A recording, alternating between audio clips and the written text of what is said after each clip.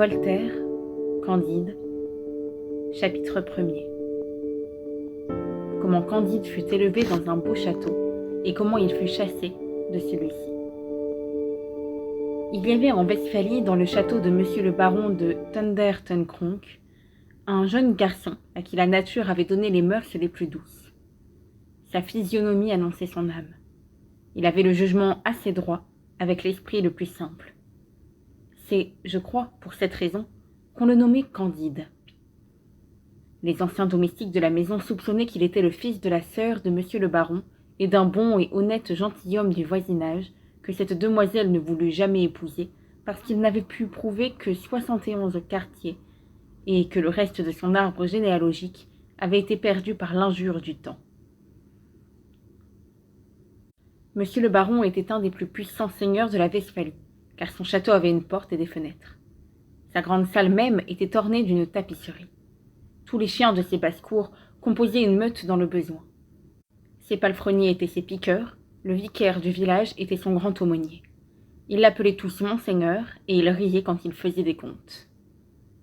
Madame la baronne, qui pesait environ 350 livres, s'attirait par là une très grande considération et faisait les honneurs de la maison avec une dignité qui la rendait encore plus respectable. Sa fille Cunégonde, âgée de 17 ans, était haute en couleur, fraîche, grasse, appétissante. Le fils du baron paraissait en tout digne de son père. Le précepteur Pangloss était l'oracle de la maison, et le petit Candide écoutait ses leçons avec toute la bonne foi de son âge et de son caractère. Pangloss enseignait la métaphysico, théologo, cosmolonigologie. Il prouvait admirablement qu'il n'y a point d'effet sans cause, et que, dans ce meilleur des mondes possibles, le château de Monseigneur le baron était le plus beau des châteaux, et madame la meilleure des baronnes possibles.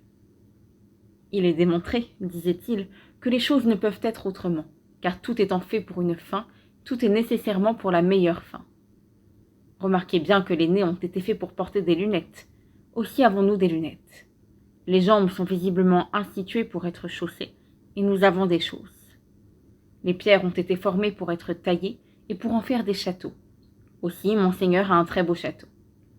Le plus grand baron de la province doit être le mieux logé, et les cochons étant faits pour être mangés, nous mangeons du porc toute l'année.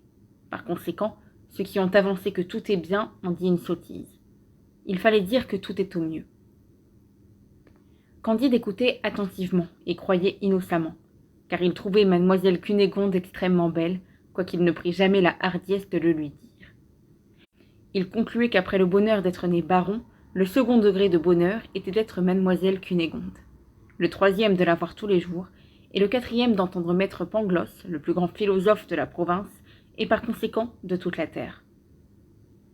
Un jour, Cunégonde, en se promenant auprès du château, dans le petit bois qu'on appelait parc, vit entre des broussailles le docteur Pangloss qui donnait une leçon de physique expérimentale à la femme de chambre de sa mère, petite brune très jolie et très docile. Comme mademoiselle Cunégonde avait beaucoup de disposition pour les sciences, elle observa, sans souffler, les expériences réitérées dont elle fut témoin.